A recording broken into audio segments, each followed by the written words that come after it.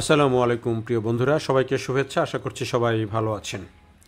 খুব ছোট্ট একটা বিষয়, অনেকের কাছে খুব বেশি গুরুত্বপূর্ণ মনে হবে না, কিন্তু আমার কাছে মনে হয়েছে বিষয়টা গুরুত্বপূর্ণ।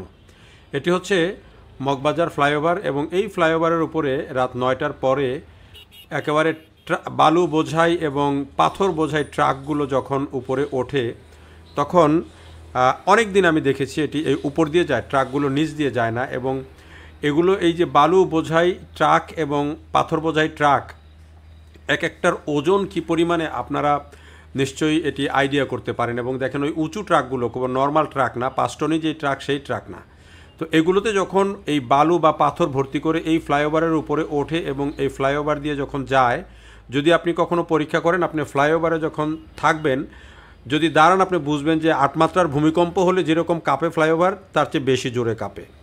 এবং এই যে আমি কেন এটি বলছি, এটির বলার কারণ হচ্ছে যে এই ফ্লাইওভারটার আমার মনে হয় যে বড় ধরনের ক্ষতি হচ্ছে।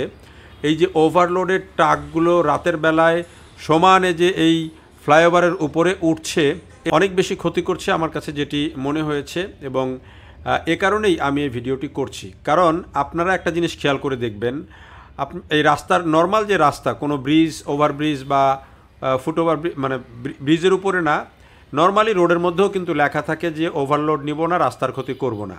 অর্থাৎ সব রোডেরই কিন্তু একটা সহনশীল মাত্রার ওজন ক্যারি করতে পারে, এবং সেটির অতিরিক্ত হলে কিন্তু অনেক জায়গায় আটকে দেয়া হয়। অথচ এটি একটি ফ্লাইওভার, এটির কিন্তু আরও ওজন নেওয়ার লিমিট কিন্তু আরও সীমাবদ্ধ। অথচ এই ফ্লাইওভারের উপর দিয়ে এরকম ফুল লোড করে পাথর যায়, বালি যায়, এবং রাত হলেই এই দৃশ্য কিন্তু হরহামেশা চোখে পড়ে।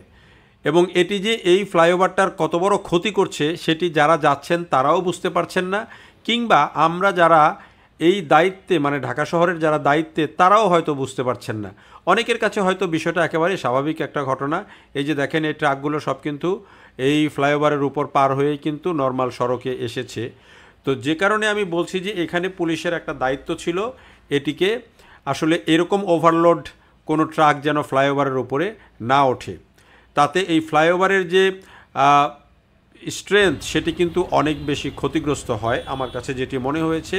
সে কারণে সচেতনতার জন্য আমি এই ভিডিওটি করেছি। যদি কর্তৃপক্ষের দৃষ্টিগোচর হয়, বা যদি এই পুলিশ প্রশাসন যদি এটিকে খেয়াল করে, তাহলে যদি কোনো ব্যবস্থা নেয়, আমার মনে হয় যে এটি রাষ্ট্রের জন্য একটা ভালো কাজ হবে যদি এই উপর দিয়ে যাওয়াটা বন্ধ করা যায়।